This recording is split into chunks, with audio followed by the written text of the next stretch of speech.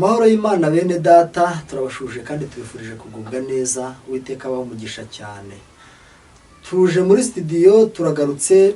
Amazina yanjye nitwa Ukigize Jean Pierre, ndi kumwe na bene data. Tuje gutangira icyigisho cy'icyumweru kitubwira ngo Yesu umuzabibu w'ukuri.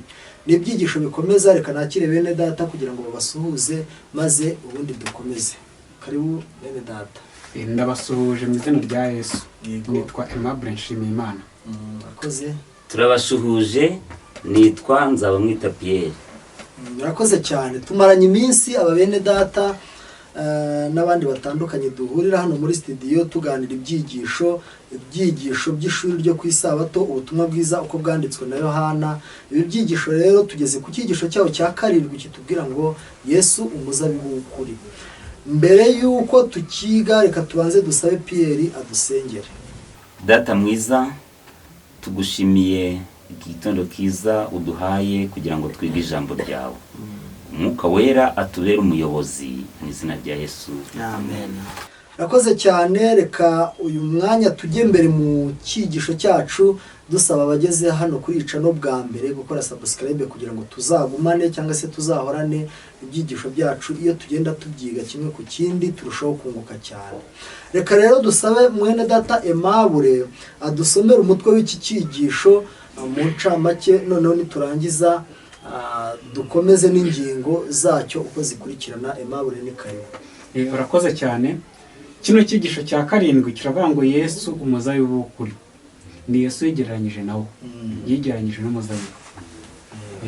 Hano muri Yohana 15:5 haranditswe ngo kuko ari ntacyo mubasha gukora mutamfite. Iri somo rifitanye isano kuko n'ubundi n'umuzabibu bavugaga. Umuzabibu uba urandaranda, ujya mubona ibiti by'imishingiriro, ibishyimbo by'imishingiriro. Ntabwo gishobora kwera utashyizeho igiti cyuririraho. Niyo cyeze cyera ibishyimbo bikeya. Yagereranyije no kwagishyiraho igiti kikazamukiraho ngo kigire umusaruro. Yesu rero aravuga ati namwe ntacyo mwabasha gukora mutamfite. Ni ukuvuga ngo ntacyo wakwimarira batamwishingikirijeho. Niyo mpamvu hano mu Bihamya umuzingo wa 5 paje 31 bavuga ngo ubumwe na Kristo bushingiye kubeshwaho no kwizera buraramba, ariko ubundi bumwe bwo bugomba gusenyuka. Ariko ubumwe hari icyo budusaba, ni ubumwe bushingiye ku kwishingikiriza ku Mana burundu kugira ngo umuntu w'umwibone abwinjiremo. Kugira ngo umwe na Kristo bishingiye kwishingikiriza ku Mana burundu.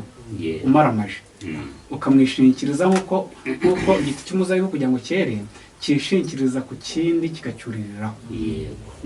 Urakoze cyane. Yesu umuzabibu w'ukuri. Bino bivuga ko ari umuzabibu w'ukuri, hari n'indi mizabibu itari ukuri. Yego, turaza kubibona cyangwa se tuzagenda tubibona, ariko intego y'iki cyigisho tugiye kumara icyumweru twiga ni ugusobanukirwa Yesu umuzabibu w'ukuri. Mwene data Aimable rero arakoze cyane. Reka tujye mbere mu ngingo yacu y'uyu munsi itubwira ngo ukoroha no kwishingikiriza ku kindi. Ukoroha no kwishingikiriza ku kindi. Tujye mbere twumva isomo dusoma muri Yohana ibice 15 umurongo wa mbere. Mu kibazo kitubaza ngo mbese Yesu yigereranije n'iki kandi ni ukubera iki? Reka dusabe mwene data Pierre adusomere muri Yohana 15 umurongo wa mbere ariko ahabanza. Umutwe w'amagambo uravuga uti Yesu acira abigishwa umugani w'umuzabibu n'amashami yawo. Ndi umuzabibu w'ukuri kandi data ni nyirawo uwuhingira. Yesu yigereranije n'umuzabibu w'ukuri. Yesu yigereranije n'umuzabibu w'ukuri ni kuri somo ritubwiye. Abigishwa bati ndi umuzabibu w'ukuri kandi data ni nyirawo ugenza ute uwuhingira. Mwene data Aimable reka tumusabe agira icyo avuga kuri aya magambo, ariko nayaduhurize no mu mwuka w'ubuhanuzi ari buze kudusomera. Karibu Aimable. Isomo mugenzi wacu adusomeye ryo muri Yohana 15 umurongo wa mbere. Risobanura neza ingingo yo kuwa mbere, kandi nituyumva neza ni nkaho cyo n'icyigisho cyose tuba tukibonye, kubera ko ingingo yo kuwa mbere ivuga mu ncamake kino cyigisho cyose cya 7 kivuga ngo Yesu umuzabibu w'ukuri. Rero igihe se yigereranyaga n'umuzabibu, yari abizi ko umuzabibu ari igiti cyoroshye twe kunyigwa ngo ukoroha no kwishingikiriza ku kindi. Umuzabibu ni igiti cyoroshye kidafite imbaraga, kandi kugira ngo cyere bigisaba ko cyishingikiriza ku kindi giti cyuririraho kugira ngo cyere imbuto. Niyo mpamvu hano mu bifuzwa byose bavuga ngo aho kugira ngo Yesu ahitemo umukindo mwiza, igiti cy'isederi kinini cyangwa se igiti cy'umushishi kigari, nyine ibiti by'inganzamarumbo. Igiti cy'isederi ni n'igiti cya sipure.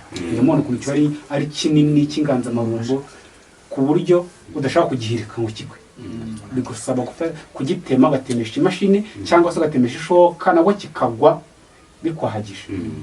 Yesu arabizi ko ibyo biti bihari, ntigeranya nabyo, ahubwo yahisemo umuzabibu wagenda gurandaranda ku yandi mashami kugira ngo atangeho urugero rumwerekeyeho. Umukindo, isederi ndetse n'igiti cy'umushishi bihagarara byonyine, nta kintu gishingikirijeho, ntibikeneye icyo byuririraho.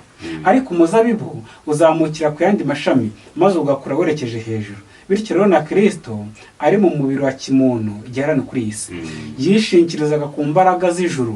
Yesu aravuze ati ntacyo mbasha gukora ubwanjye. Nubwo yari Yesu ari kuri iyi si, nawe yishingikirizaga ku Mana. Ubwo ajyaga twumvishe ko twebwe tutari ibihangange kumurusha, ko natwe tugomba kumwishingikirizaho. Yego. Aha Yesu akomeje kugenda atwereka kwiyoroshya kwe, urugero rwiza cyane. Noneho reka tusabe mwene data Pierre aturebere muri Yohana 15 umurongo wa mbere, arakomeza ageze ku wa 3. Noneho tuze guhuza aya magambo turushaho gusobanukirwa ukoroha no kwishingikiriza ku kindi. Ni ikihe cyigisho kandi Yesu yashatse gutanga akoresheje imfashanyigisho y'umuzabibu? Dusomere Yohana 15 umurongo wa mbere ugeze ku 3. Yego, umurongo wa mbere. Ndi umuzabibu w'ukuri kandi data ni nyirawo uwuhingira. Ishami ryose ryo muri jye ritera imbuto arikuraho, iryera imbuto ryose aryanganyaho amahage yaryo ngo rirusheho kwera imbuto. None mumaze kwezwa n'ijambo nababwiye. Yego, arakoze cyane.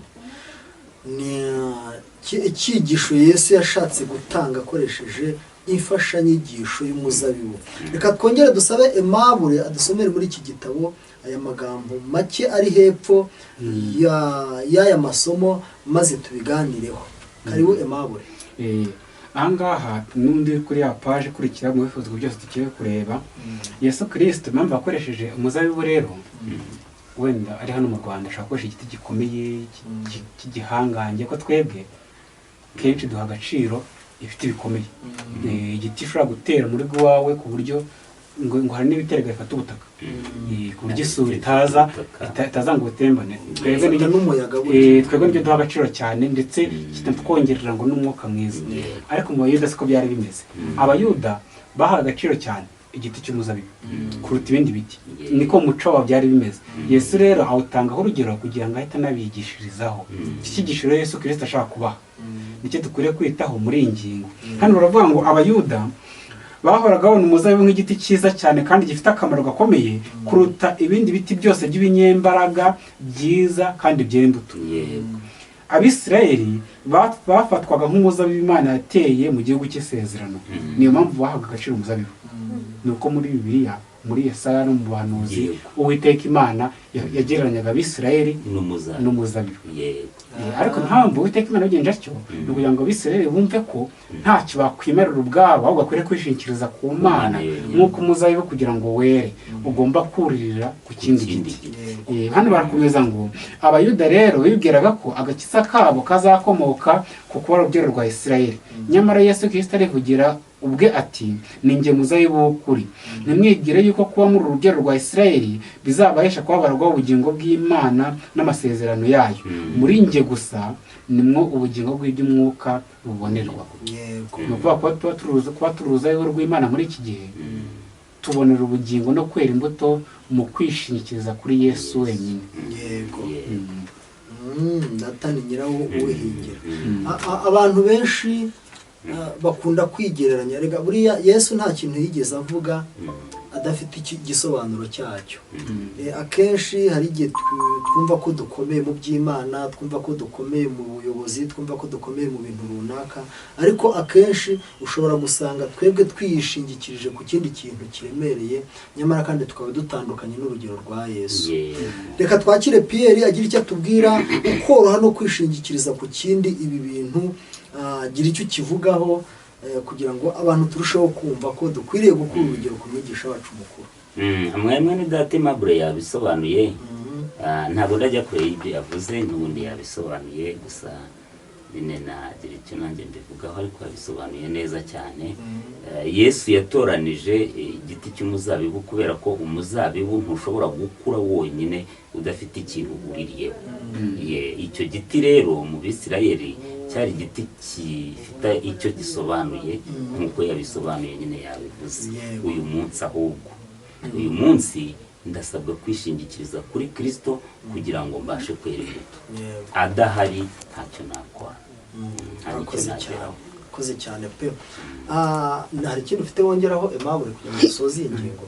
icyo avuze nicyo muri iki gihe kuri uyu munsi, nubwo waba uri umuntu mwiza ufite ingeso nziza banagushima kuri nyangamugayo, kugira ngo ubone agakiza byanze bikunze ko imbaraga yacu, kamere yacu ni mbi cyane. Mu mbaraga zacu ntacyo twakwimarira kugira ngo tubeho mu buryo bw'iby'umwuka, ni uko twishingikiriza kuri Kristo tutizigamye. Yesu umuzabibu w'ukuri, nyamara akenshi usanga twebwe dushaka kwigira abantu b'ibihangange, nyamara uyu we yaraje atwereka ko yishingikiriza kuri se. Natwe rero dusabe kugira ngo dusabe umwuka wera kugira ngo atwumvishe ibi bintu, dutere intambwe yo kwishingikiriza kuri Yesu, tumugire mu mibereho yacu, nibwo byacu bizashoboka. Ndasaba Imana kugira ngo ihire abakurikirana iyi cano, ariko nasabira umugisha cyane cyane bene data badufashije muri iyi ngingo. Imana idufashe kandi turusheho gusobanukirwa n'uku kuri mu izina rya Yesu. Amen. Amen.